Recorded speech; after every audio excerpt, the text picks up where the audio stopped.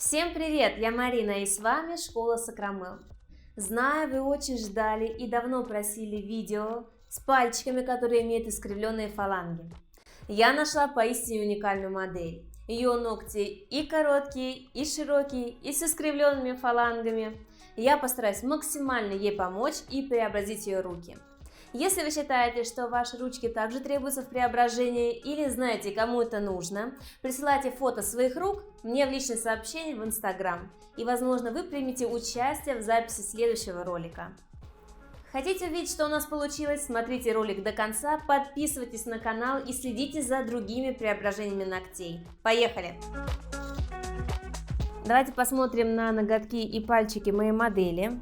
Вижу, что у них у всех разная длина от кутикулы до свободного края, поэтому в данном случае я рекомендую нарастить некоторые ногти буквально на немного, чтобы большая длина сильно не бросалась в глаза, не подчеркивала какие-либо недостатки. У нас здесь один пальчик был сломан и растет в сторону, поэтому если мы сделаем большую длину свободного края, конечно, это будет очень сильно бросаться в глаза. И те ногти, которые широкие, за счет удлинения визуально станут более зауженными. И перед началом моделирования подготавливаем ногти, сделаю маникюр, нанесу все необходимые препараты и базовое покрытие.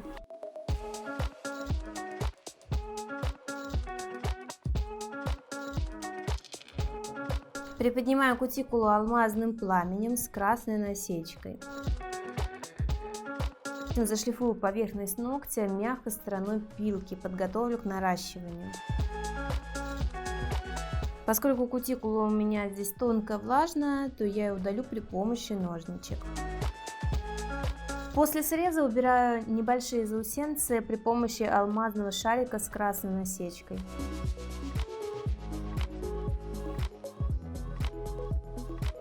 Обезжириваю.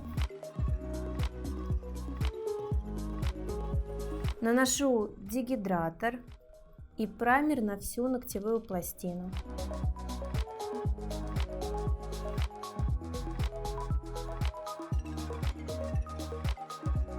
Тонким слоем наношу базу.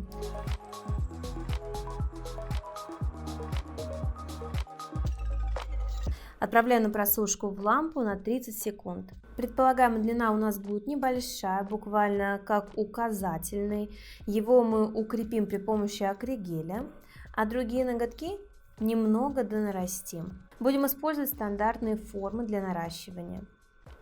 А в качестве материала выбираем акригель.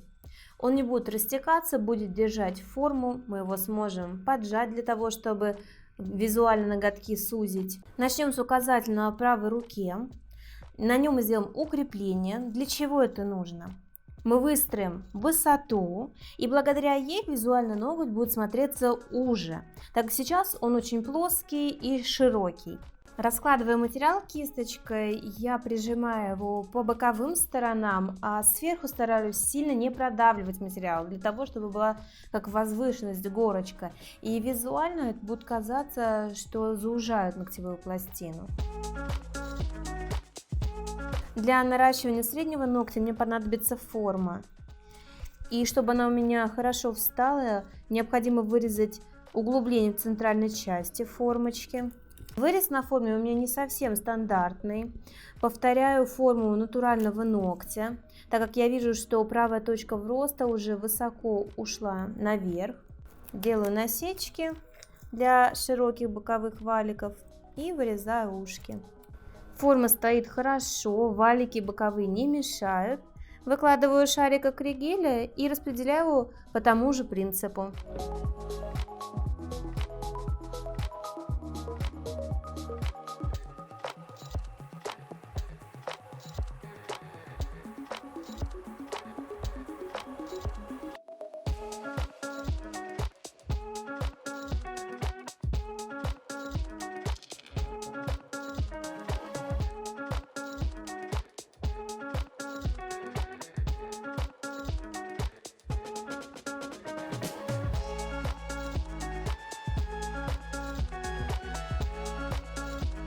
Отправляю в лампу на просушку на 20 секунд, после чего снимаю форму и устанавливаю прищепку.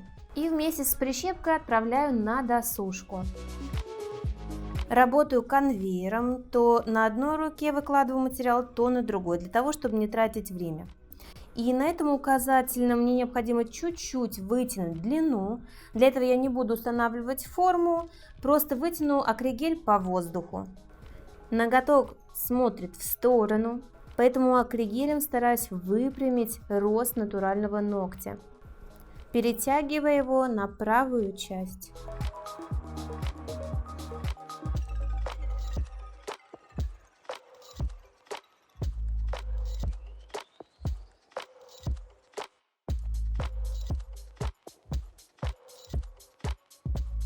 Для широкого безымянного подставляю форму, но важно не поднимать ее слишком высоко, иначе ноготь получится взлетным. Ставим формочку прямо. Хорошенько обжимаю под пальцем, чтобы ноготь визуально не получился плоским.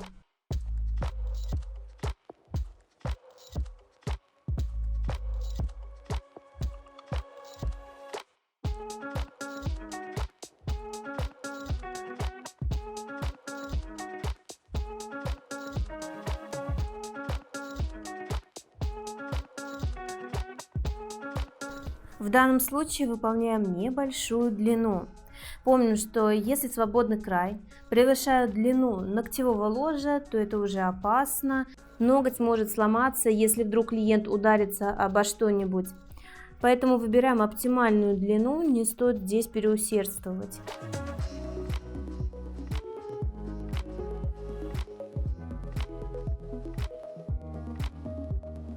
Приступая к самому интересному нашему ноготку.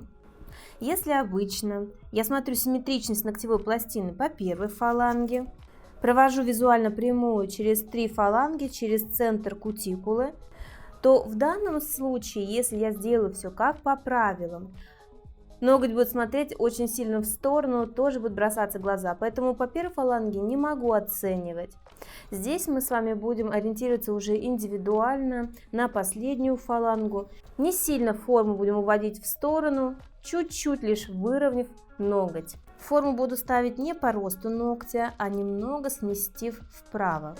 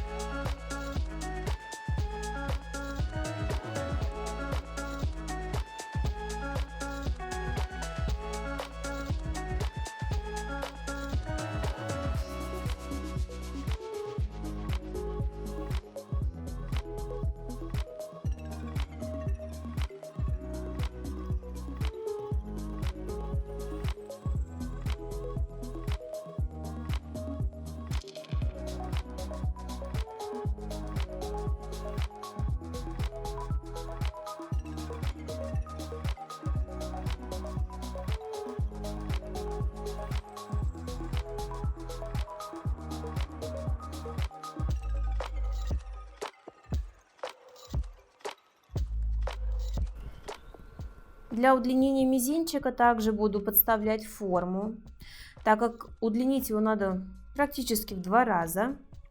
Такую длину по воздуху будет не очень удобно выкладывать, а с формы материал не будет утекать под ноготь, будет проще его опилить. Так, короче, здесь что-то пошло не по плану.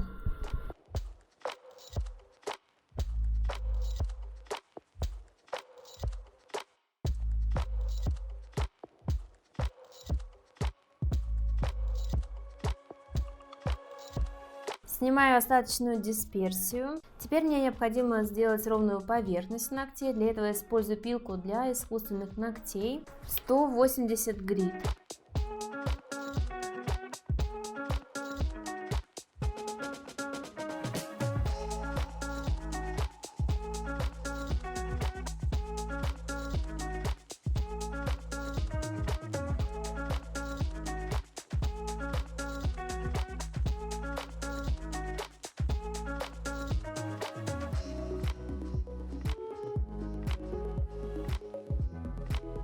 Вот так выглядят ноготочки после опила, но имеется толщина в материале на тех ногтях, которые мы укрепляли.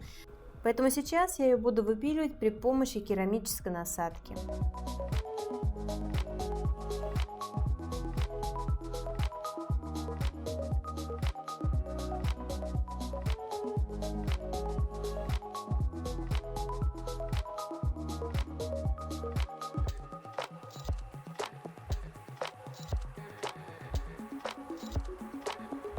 В качестве покрытия выполним френч маникюр, нарисуем тонкую полоску улыбки.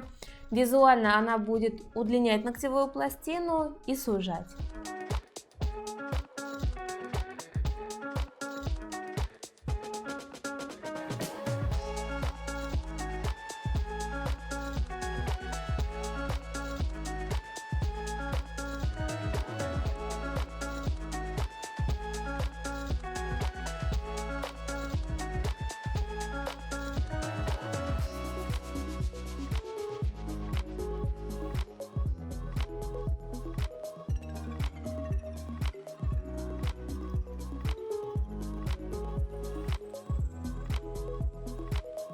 Вот наш результат.